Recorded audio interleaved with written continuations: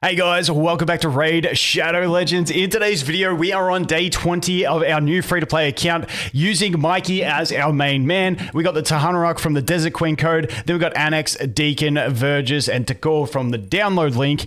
And dude, I am so happy with this progression. Like I said, we're on that's the wrong one. We're on day 20 and we have our 3-key Nightmare Clan Boss team running. Now, I don't know if I could have done this earlier. This is the first time I actually tried to do Nightmare, and we did damn well. So if we go over here to Nightmare, and we scroll down, you can see I'm on 29.35 after 2 keys. Now it is Force Affinity.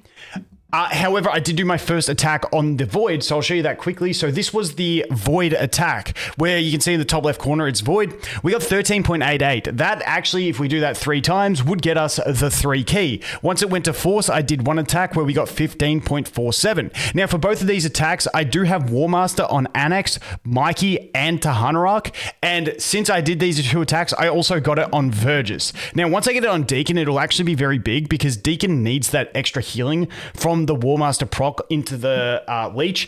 Otherwise, he just keeps dying really early because his build is pretty scuffed. And I will show you the builds, but I'm hoping this next one we will get more damage because we got the extra little bit out of Vergis with him getting the War Master mastery. So let's jump back over here and take a look. Now, I am going to wait. I'm probably going to... We'll go through the characters and the builds, and then I'll show you guys a full run, which I'll come back in half an hour to record, just because it'll be the fresh daily reset, which means it can go towards my my advanced quests. So let's go through the builds. Now, speed tuning is obviously a thing for Clan Boss. I ignore speed tuning. I'm not really a massive fan of it. I do think eventually I will have to do it when I get into Ultra Nightmare, but there's just some, some things that I just like picking up, and it doesn't really bother me. And I'm happy to use my free resets on all my champions once I get enough gear to actually speed tune. And that's kind of like the thing with it. So let me just move my head over to the middle here. Because the thing with speed tuning is, you're not supposed to get anything that can reduce cooldowns because, you can throw things out of sync. You're not supposed to get anything that increases turn meter or anything like that. And those are like the kind of things you want to avoid. Which is like this one here, 30% chance to increase turn meter. Those are the things you kind of want to avoid when you're properly speed tuning. If you look at my Tagoar here, you can see I've got both the ones that increase turn meter. The reason being is because I don't have enough gear in this early stage of the game to actually speed tune. So I'm not too stressed on it. You do get 1 free reset of your masteries, and for trying to brute force this type of stuff when you're not actually speed tuning, then I really like having these extra little bits to give your team a bit more momentum. Now, once again, once we look to Ultra Nightmare, that could be where I use my free resets, I try and speed tune, but I just don't have enough gear at this stage to properly reach speed tune thresholds, so there's no point for me. If you want to build your characters and avoid things like this, avoid things like this, avoid things like this, so that you can speed tune, well, that is definitely an option for you when you're just building your progression masteries. Like I said, for me personally, because I try and cheese stuff with solo builds and stuff like that as well through Doom Tower and all that, I like picking up those masteries. But that's just a disclaimer I wanted to put out. You can go different masteries to set yourself up for speed tuning and then still have your free reset. Whereas I'd rather just go the build that I like and then use my free reset once I have the gear and I can make the speeds to actually speed tune a team. And if I do speed tune for Ultra Nightmare, I will do a future video on it. But that's what I wanted to go through. So as you can see with my masteries, we got the War Master on Mikey, we got the War Master on Tagoar, and we've got it on Anax. Now, Deacon, like I said, he's desperate for these things. I've just started farming him. And Vergis is done. The reason Deacon's the last one to do is because he was the last character I got, and I already had the early Arbiter mission progressions for the rest of these champions done, so they were closer to getting it. So I just thought the ones that are closer will be the ones that I do first. So that is what we are looking at. As for the actual builds, let's go through each of the builds so far. Mikey's still in that lifesteal. If I could get him on Savage, I'm pretty close to a Savage set, but it just takes away too much from him to get it. But eventually I will get him on Savage just for the board damage. You can see he's plus 115 speed, which is nice. He's crit capped. Not crazy crit damage, really decent accuracy for this stage of the game. I am running accuracy lead because a lot of my characters' accuracy is not up to scratch, so I just want to make sure I'm landing those debuffs as much as possible. And as you can see, he's on the lifesteal set and a broken set, and that's pretty much his build over there. If we go over here, you can just see he's on that beginner relic that you get. And he is on the Brimstone. Now, after the daily reset, he will go up to a 3-star, which is even better because we got more chance of placing it. Plus, we get the extra defense, which is nice. And then, obviously, in a few more days, we will get that 5-star, which will be huge for Mikey.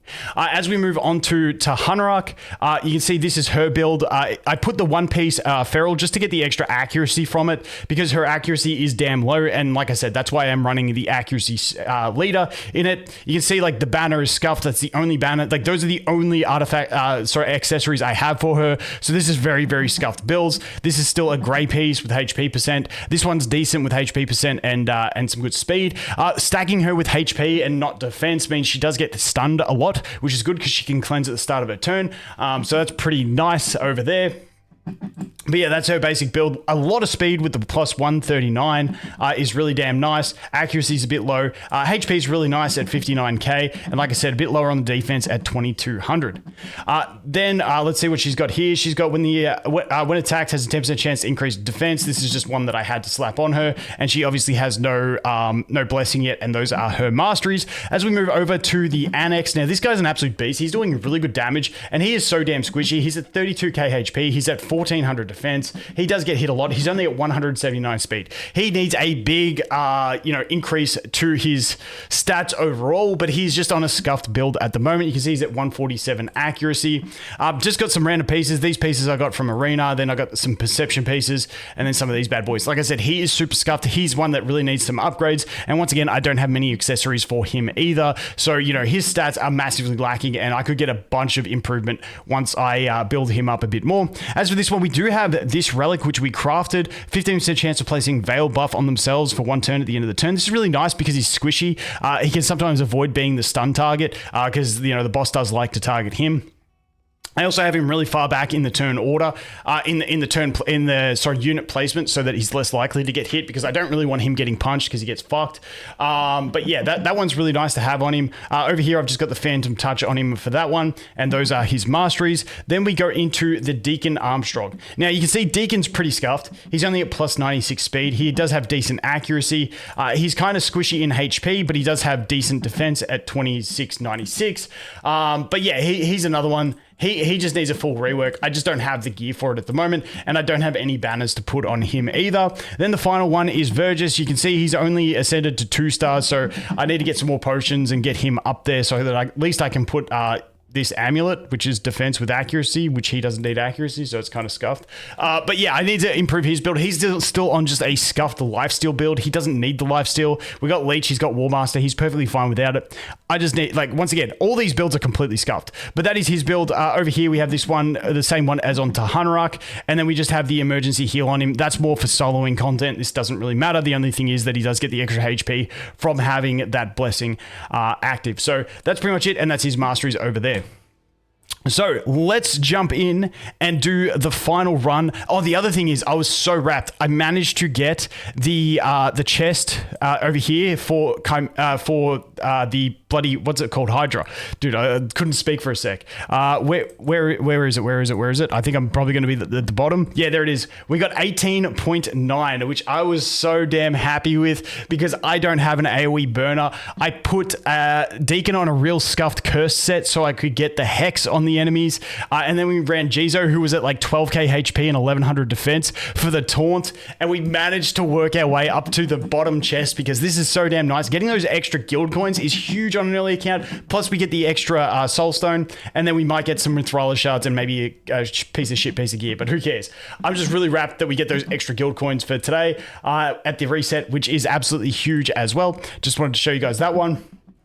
But let's go over here and jump into the nightmare. Actually, once again, I'm going to come back in 21 minutes at the time of recording this. It'll be instant for you guys once the daily resets occurred, and then I'll show you guys this run. Okay, here we go. We've ticked over as the new day so that this counts towards our advanced quest. Let's jump in and get our 3 key finished. Now, I'll go through like the start of the battle. Once again, we do run the accuracy lead because we just don't have the accuracy on our builds. We're missing a bunch of banners and stuff like that. It is what it is. Speed lead would be fantastic, but until we get the accuracy on point, we got to run the accuracy lead. We have Tagoar first because it's like like all the different stuff that contributes to the boss's order. She is unfortunately getting buffed by the Vergis. I would love the Deacon to get buffed by the Vergis for the extra turn of the speed buff and stuff like that, but once again, accuracy is an issue. But she's first instead of Mikey because I want her to be targeted more often. Vergis second because he's the next one that can be targeted, then Mikey, then Deacon, and Anax obviously last in the order because I want the least possibility of him getting attacked, but obviously, you know, buffs and stuff counted before all that, but that's just like the micromanagement of that. Let's jump in and let's take a look. So once again, I haven't set it up for a specific turn order. It's just Tahanarok's my strong character. I really want her to be fast. She gets the cleanses and stuff like that. So she's on my fastest build. Eventually, I will get Deacon on a faster build as well. And that's pretty much the gist of it. Now, the only thing that I changed in the priorities, I probably should adjust some of the priorities so it's forced. Everyone's just on full auto, except for Mikey, who I make use his skill 1 first at the start of battle, and then I prioritize his skill 2 because I don't have skill ups, and that's the other thing I should have showed you guys is the skill ups. I'll show you that at the end. But because Mikey doesn't have the cooldown reduction of either his skills, his skill 2 is on a 4 turn and his skill 3 is on a 5 turn. Meaning that if I used his skill 3 first, it would effectively put his skill 2 on a 5-turn cooldown as well. So I'd rather him use his skill 2 anyway, because his skill 3 has the attack break and the leech, but we've got attack break from Tahanarok and leech from the Deacon. So he doesn't need those. He's there basically as a DPS who helps, you know, sometimes fill in those gaps that we have on the debuffs. So that's pretty much his purpose, and that's why I did his order, because, you know, he's meant to be a DPS, so that's the way we go. Now, Anax, I would have changed his if he didn't do it this way, but he prioritizes his skill 2. Obviously, we want to get as many of those poisons out as possible, and that's really going to help. You can see we landed both poisons there with the Anax. He is still unbooked, so he doesn't have his cooldown reduction. He doesn't have a 100% chance to land them. Also, my Tahanarok skill 2 is not upgraded, so she doesn't have a 100% chance on the attack break. So you can see where there's a lot of room for improvement, and if, you know, Mikey misses an attack break and Tahanarok misses an attack break, we can get into a really tricky situation with this one. Unfortunately there, you know, Mikey had the taunt, he got hit, he didn't evade, and now Tahanarok wasn't quick enough to lap him, so he did miss a turn there. So we do get some of those poor timings and stuff like that in this one. Once again, when you're not playing perfectly speed tuned, you just got to deal with what you can do, and that's pretty much it. But like I said, for newer players, I don't like speed tuning because you probably don't have the gear to do it. So you just got to kind of brute force this stuff. And speed tuning comes more in when you got a bunch more gear and you're looking at Ultra Nightmare. And I may do a video on that in the future. I'm still going to try and brute force Ultra Nightmare just by getting upgrades on these champions. But then if I have to, I will redo my masteries and all that stuff. So you can see there, we missed the attack break with the Tahanarok. If this was later in the battle, we would have been absolutely cooked here.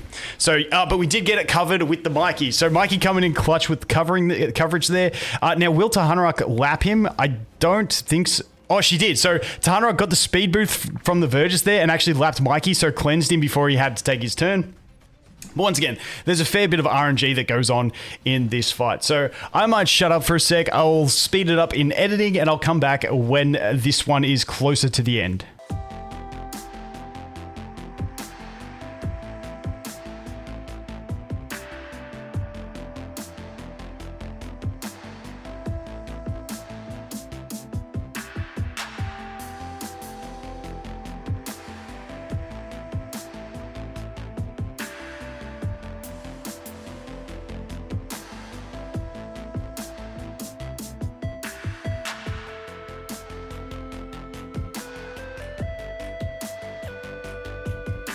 Okay, you can see this is where it's starting to get a bit iffy. We missed the block buffs for a bit, meaning the boss did get the attack buff, and this is where we start to get absolutely clapped. You know, that attack buff coming on, I don't know if we had the attack break on, so this run's kind of scuffed. Now, we can survive much further with these 3 units. Like I said, the builds on the other 2 are very, very scuffed.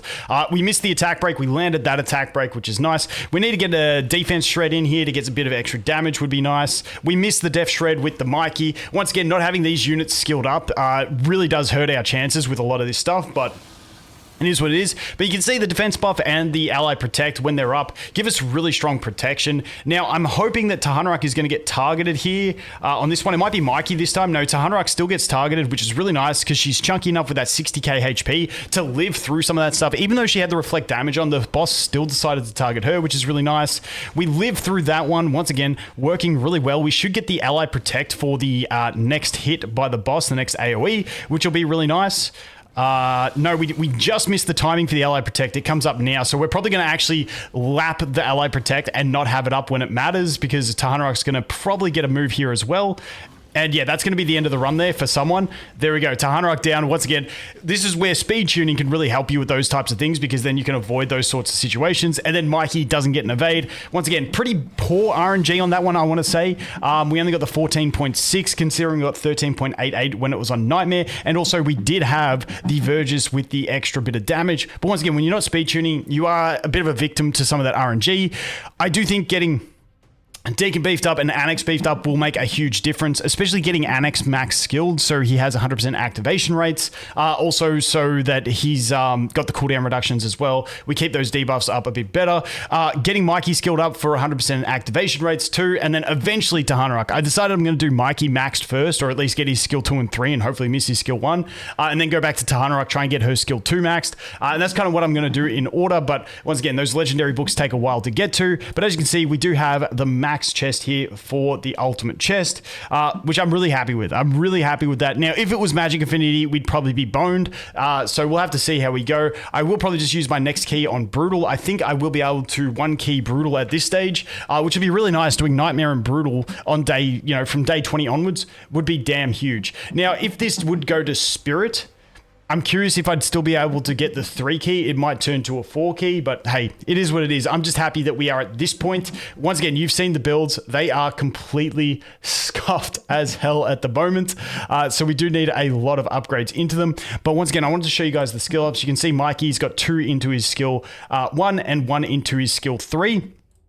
Tahanarok has that skill 3 maxed and then 2 into her skill 2, which is really damn nice. I'm so tempted to go for this, but I think, you know, Mikey's the mascot, so I feel like we're going to go for the Mikey anyway, and then come back to Tahanarok. I made a video talking about I shouldn't have split. I should have just fully invested in Tahanarok, but hey, it is what it is. I'm there now, and I just want to do Mikey. Mikey's fun for like cheesing stuff. If I can get his cooldowns reduced, means more damage for Doom Tower, and you know, with the cooldown reductions, I think it'll be a nice little change for him. Then we've got Anax. As you can see, he's got 1 into skill 1 and 1 into skill 2. These we need to get some definite upgrades on him, but Deacon is maxed and also Vergis is maxed. I do have the books. I'm waiting for the champion training tournament. I'm 2 books away from maxing Anax, so we're pretty close there. And then I do have the 3 books over here for the Mikey. We'll see how those place, but obviously those Lego skill books are going to take time. Hopefully we can get a couple over the next week or so in the Nightmare Clan boss, but who knows? You know, my Ultra Nightmare luck is normally pretty damn good. Like Ultra Nightmare that drops are way better, but you still can get that odd Lego book,